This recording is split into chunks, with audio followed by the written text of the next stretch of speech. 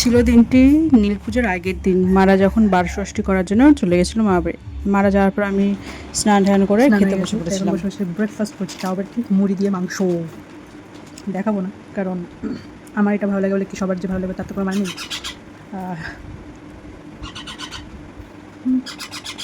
খেতে খেতে এরা দুজন এতই ক্যাঁকাই করছে, মানে অসহ্যকর।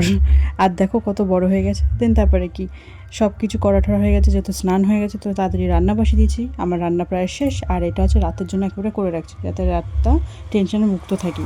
তারপরে রান্না করতে করতে দুটো পার্সেল এসছে, একটা মায়ের একটা আমার এটা আনবক্সটা আমি করে ফেলেছিলাম, সেটা তোমাদের সাথে শেয়ার করিনি। এর ভিতরে রয়েছে চকলেট, যেটা হচ্ছে আমার হাজব্যান্ড। তো I am sorry guys, because আমি আনবক্সিং করার ভিডিওটা করতে পারিনি, তোমাদের সাথে শেয়ার করতে পারিনি। বাট আমি আনবক্স করার পর চকলেটটা দেখাচ্ছি।